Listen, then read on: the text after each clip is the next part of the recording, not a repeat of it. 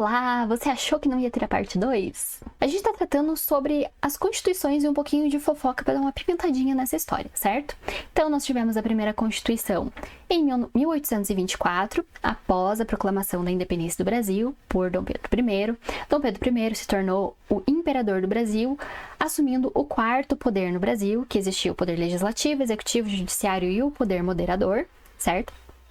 Após isso, nós tivemos a proclamação da República, que foi proclamada por Marechal Deodoro, mas que renunciou um pouquinho depois para assumir no Marechal Floriano Peixoto. Então, nós tivemos essa Constituição de 1891. Após isso, nós tivemos a política café com leite, uma hora São Paulo, uma hora Minas, uma hora São Paulo, uma hora Minas, mas isso daí não deixou nada feliz o sul do Brasil. Até que em 1930 teve a quebra da Bolsa de Valores nos Estados Unidos, que interferiu na política internacional e nacional de todo mundo.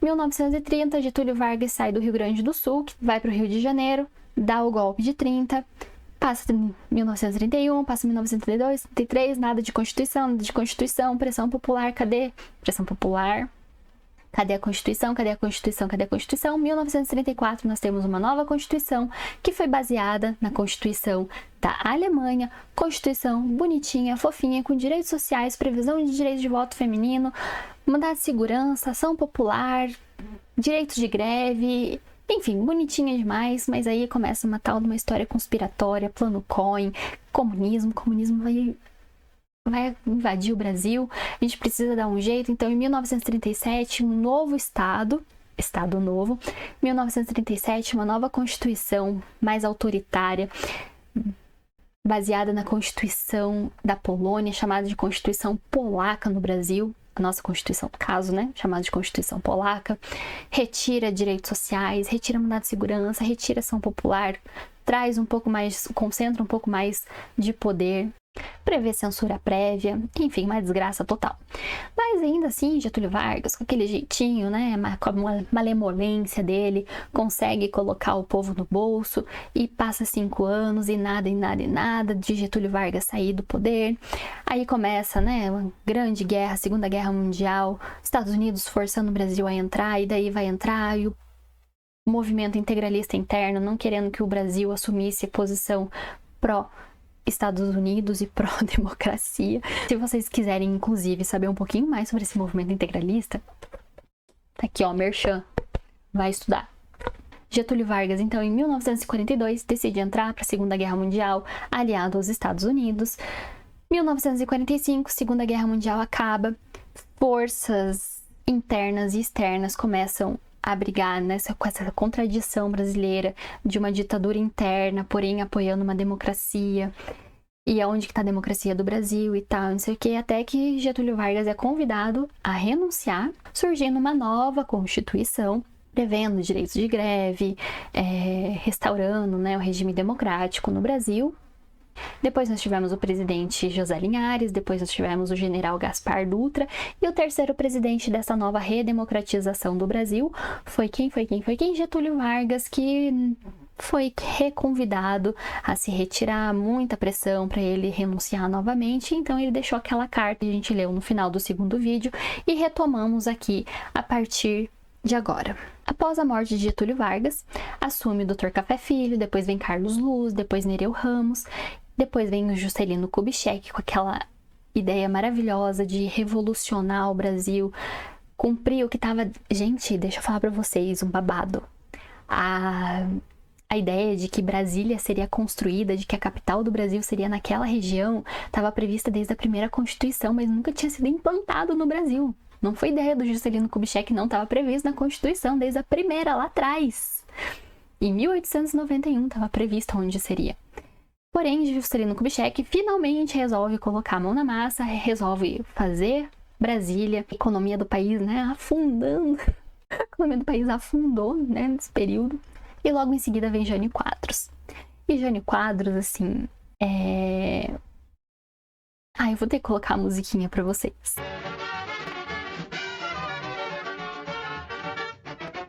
Vale, Vassourina, vale a bandeira. O povo já está cansado de sofrer dessa maneira. Jânio Quadros é a esperança desse povo abandonado. Jânio Quadros é a certeza de um Brasil moralizado. vencer com Jânio. Linda música, não é? Você não votaria com esse jingle aí? Maravilhoso. Jânio Quadros tem uma particularidade aí de Jânio Quadros que a gente precisa dar uma fofocadinha aqui.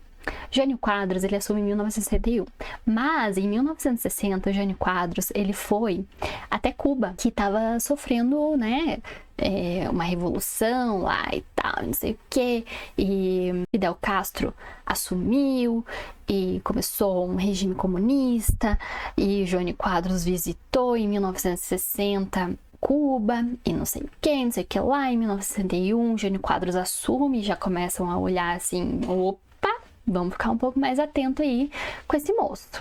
Então, em 1961, Jânio Quadros assume. Em 1961, vixe, o ano de 1961 foi só derrocada, gente. Em 1961, Jânio Quadros assume, vai para uma conferência em Punta del Este. E em Punta del Este, Cuba participou e o Jânio Quadros levantou e falou: galera, vamos reconhecer Cuba. Cuba tem que ser reconhecida como país. Estados Unidos não ficou muito feliz com aquela posição do Brasil de ter reconhecido Cuba como país. Ainda para ajudar, 1961 ainda, um molequinho chamado Che Guevara chega ao Brasil, Jânio Quadros recebe, faz uma reunião com ele e ainda dá a maior condecoração brasileira para o Che Guevara, a maior medalha de honraria do Brasil. E isso não caiu muito bem. Estados Unidos não ficou feliz com essa situação. Comunismo de novo. Ai, comunismo vai invadir o Brasil vai se transformar em comunista. Meu Deus, o que a gente vai fazer? E começa uma pressão para o Jânio Quadros renunciar. Jânio Quadros, o vice dele é João Goulart. João Goulart estava na China numa reunião e acontece uma treta no Brasil. A treta de que os militares vão até o Jânio Quadros e falam: e aí, vai renunciar ou a gente vai te renunciar? Aí Jânio Quadros, né, gentilmente fala: não, vocês querem o poder? Tá aqui, renuncie. E fez uma cartinha lá bonitinha de renúncia. Jânio Quadros sai do cenário político, mas João Goulart tá lá na China, no navio, voltando pro Brasil. E ele não sabia o que ia acontecer quando ele chegasse. Ele ia ser o presidente, não ia ser o presidente, ele volta, vai ser morto, não vai, vão permitir que ele vaze e fique na paz ou não, o que vai acontecer? E aí existe um acordo ali com o exército brasileiro, em que o Brasil passa a adotar um regime parlamentarista. Pela primeira vez no Brasil, o Brasil tem um regime parlamentarista, em que o primeiro-ministro é um ministro do exército. E nós temos o presidente, o João Goulart. Aí nesse período a gente teve vários primeiros ministros. Nós tivemos o Tancredo Neves. Sabe o nome da rua aí? Da tua cidade? Que se chama Tancredo Neves? Então, foi o primeiro-ministro do Brasil nesse regime parlamentar. O segundo ministro, após, Tancredo Neves, foi Francisco Brochado da Rocha. E o terceiro-ministro, primeiro-ministro, mas, o terceiro que assumiu como primeiro-ministro foi Hermes Lima. O que João Goulart fez? O João Goulart, moço inteligente, resolveu fazer o quê? Em 1963. Gente, o povo precisa falar sobre esse novo regime aqui. O Brasil quer o parlamentarismo ou o Brasil quer o presidencialismo? Quem tem que decidir isso é o povo. E daí ele resolve fazer um plebiscito. E adivinha o que o povo escolheu? Presidencialismo. Obviamente que ele escolheu o presidencialismo. Então, em 1963, é restabelecido o regime presidencialista no Brasil. Porém, esse regime presidencialista não permaneceu por muito tempo, porque vocês sabem muito bem que em 1964, o Brasil, golpe de 1964, o exército foi até Brasília, na frente de Brasília, com os seus canhões, fez com que o presidente do Brasil renunciasse. Mas o exército brasileiro não estava sozinho, não. Existia uma operação chamada Brother Sun, que os Estados Unidos estava ali olhando, vamos ajudar, não vamos ajudar, olha o comunismo aí no Brasil, e se o comunismo vier para o Brasil, a gente vai ter o comunismo em toda a América do Sul, e daí a gente não vai mais conseguir dominar a América do Sul, porque vamos lembrar que os Estados Unidos não estava conseguindo dominar Cuba. E se assume o comunismo na América do Sul, a gente vai perder o controle sobre a América do Sul. A gente tem que ficar atento. Vamos interferir nisso? Não vamos interferir? E eu não estou falando aqui apenas boato, não estou divulgando aqui fake news. Eu vou divulgar aqui, em primeira mão para vocês, um áudio de uma conversa em que o embaixador dos Estados Unidos teve com o então presidente dos Estados Unidos, o Johnson, para analisar sobre a intervenção ou não dos Estados Unidos neste golpe. Hello? Oh, Chris, this is George Ball. Yes, George. Tom Mann is on with me. Hi, Tom. A quick rundown of the situation in Brazil. We had a meeting this morning with Bob McNamara, Max Taylor, and General O'Hara, who's come up overnight. And we decided on the basis of the information that had come in this morning, go ahead and start a naval task force out, but with no commitment, so that it'll be steaming down in that direction. It couldn't get into the area before April 10th. In the meantime, we can watch the developments and see whether it should go on or not. But it could be done in a way that doesn't create any kind of public stir. The second thing is I've located some Navy tankers in Aruba, and the big thing that they're going to need if they have a successful revolt down there at some point probably is some gasoline, both for motor vehicles and for the aviation. The tankers are going to be loaded, but again, they can't be down there till around April the 8th to the 13th, but this is a precautionary move that we're taking. Third is they're getting together a shipment of ammunition, but this will have to wait before we start moving it, because it'll probably have to be moved by plane, and that can only be done after the situation is clarified, and we clearly decided to make a commitment in the situation. Now, what is actually happening on the field is very confused. We just had a teletype conversation with Link Gordon in Rio. It seems clear that the state just north of Rio, which is Minas Gerais, is in revolt. Both the Army and the civilian authorities of the state seem to be acting together, and the Army has apparently moved in and blocked the road from Rio so that the First Army in Rio couldn't move up and stop the revolt. We're waiting for some clarification of the situation in Sao Paulo, which is the key to the matter. There's apparently been no movement in Sao Paulo, but there's some expected at almost any moment, and we should know within the next 2 hours what's happening. The hope there would be that the Second Army would move and block the roads from Rio down and isolate Rio. And in the meantime, they have drafted an impeachment in congressional circles of Goulart, but there's been no action taken on it, but they've listed all the offenses against the Constitution which they allege. And there's a lot of tickering around to see what could be done, presumably, in the way of forming some kind of a rump civilian government which would have a claim to legitimacy. The anti-Goulart governors are apparently going to meet Wednesday, and on the basis of the information that Gordon has, there's a significant number of the governors who are prepared to move against Goulart, about 9 of them altogether, which is a very effective number. How many do they have? The total number of states there is about, how many altogether? 19. 20? Now, 21, they tell me. Yeah. These are the big ones. These are the important states, which is now, we have instructed Gordon not to take any more contact with the Brazilians till we see how the situation develops. I think there has to be some more movement in Sao Paulo to make sure that this thing is going to move, and we don't want to get ourselves committed before we know how the thing is going to come out. He feels that on the basis of the momentum that's been started so far, it can wait for 12 hours before anything has to be, or overnight, before we have to take any decision on whether we could or shouldn't move. And I think that we can see the developments and make a judgment on it. 1964, Operação Brother Sun, super certo, regime militar instaurado no Brasil, um regime provisório para a gente manter a democracia no Brasil, passa 65, passa 66, 1967 uma nova Constituição é colocada, porque, né, tinha a previsão de que ia acontecer uma eleição, mas a gente não podia ter eleição com esse comunismo aí rondando o país. Então, em 1967, uma nova Constituição, reduzindo a autonomia, foi aprovada no Congresso por exigência dos militares. Ela limitou os poderes dos estados e dos municípios, previa os 3 poderes, porém, os poderes eram mais concentrados na mão do executivo. Quem que era o executivo, né? Era um militar. O presidente, ele legislava por meio de decretos. Lembra do AI-5? O AI-5 vem daí de trás, porque o presidente ele podia legislar, ele podia fazer os decretos deles, e aí o AI-5, o ato institucional número 5, era o presidente legislando sobre o fechamento do Congresso e sobre né, o que autorizou todas as atrocidades que vieram dali em diante. E o presidente nessa época era eleito, você sabia? Você sabia que era eleito? Sabia? Não sabia? Era eleito sim, mas ele era eleito indiretamente, o povo não votava no presidente. O presidente, ele era votado pelo Congresso Nacional. E o Congresso Nacional, por sua vez, eram os indicados pelas assembleias dos estados.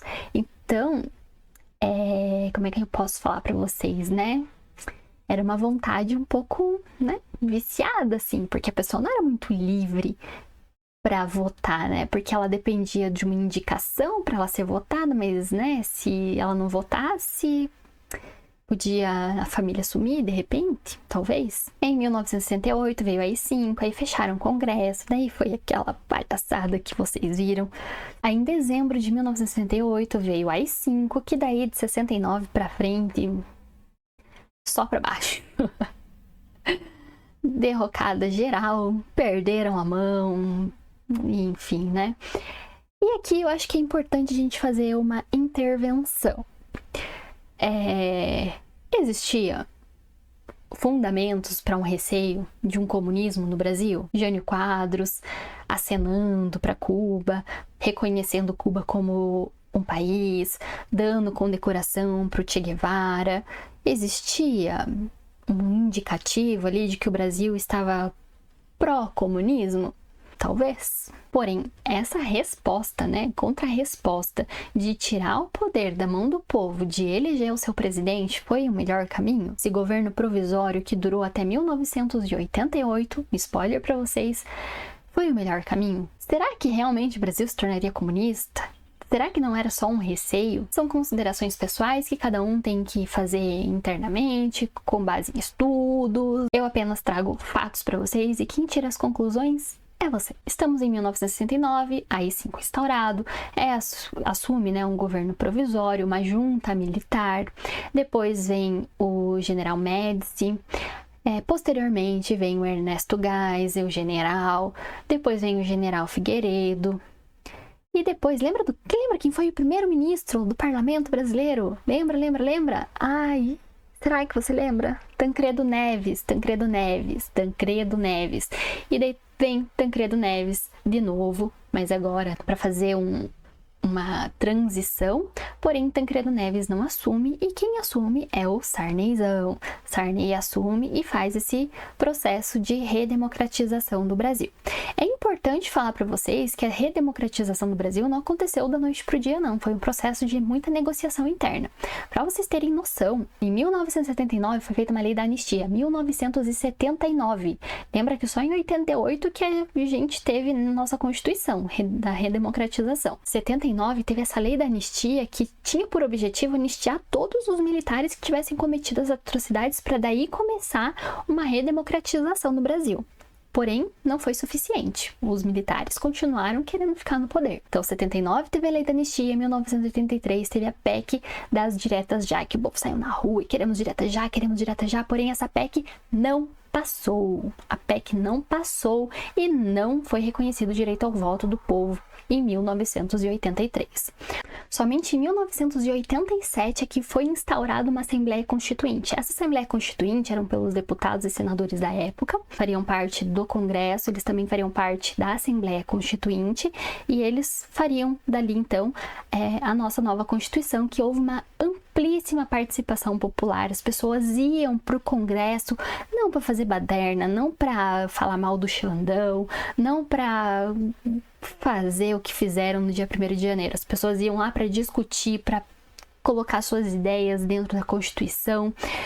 A participação das mulheres, assim, que foi ínfima, né? Porque a quantidade de mulher que participou desse processo aí, só Jesus na causa. Mas ainda assim, elas conseguiram se unir, fizeram um tal chamado de lobby do batom, suprapartidário, As mulheres se uniram ali por uma pauta comum, porque elas tinham entendido que se elas ficassem defendendo o interesse de partido político, os direitos das mulheres não seriam reconhecidos. Então as mulheres se uniram, faziam reuniões entre elas. Qual que é a nossa pauta comum sem interesse partidário? É isso aqui então que a gente vai defender dentro das nossas discussões. Fora a gente pode discutir, fora a gente pode brigar, mas quando a gente estiver lá dentro, a gente vai defender isso aqui que é o que interessa para nós. E elas fizeram uma cartilha com tudo que elas iam defender e tal, enfim. Enfim, isso aí é uma história à parte. Eu vou deixar um videozinho aqui abaixo, que se você se interessar um pouquinho mais sobre como é que foi esse processo, como é que foi essa participação da mulher, é um documentário lindíssimo, maravilhoso, que você consegue ter uma noçãozinha de como é que foi isso. E após a redemocratização, então, nós tivemos o Fernando Collor de Mello, que sofreu o impeachment, nós tivemos Itamar Franco, nós tivemos o Lula, depois nós tivemos a Dilma Rousseff, que também sofreu o seu impeachment, que alguns chamam de golpe parlamentar, mas isso daí é uma outra história, talvez seja até um pouco recente pra gente falar isso, porque como vocês viram, os documentos históricos, eles são liberados aos poucos, né, as coisas não acontecem do dia pra noite, talvez hoje seja um pouco recente, talvez, pra gente falar de golpe parlamentar ou não. Enfim, isso daí de novo é uma conclusão que fica com vocês. Eu apenas apresento fatos históricos. E disso eu não vou falar hoje. Depois da Dilma Rousseff, nós tivemos Michel Temer, vice-presidente dela, que assumiu no lugar. Depois nós tivemos o Bolsonaro. E por fim, agora nós temos o Lula. E o nosso futuro, o nosso passado já diz, né? Então fique esperto, pesquisa, leia, para que as coisas que aconteceram lá no passado não aconteçam no futuro, porque as coisas tendem a se repetir, não percebeu? As coisas provisórias, governos provisórios, vêm sempre com uma fachada linda, maravilhosa, queremos que a democracia continue no país. Mas a história mostra que o provisório acaba ficando por muito tempo e muitas pessoas ficam no caminho durante esse processo. Pensa, reflita e até o próximo vídeo.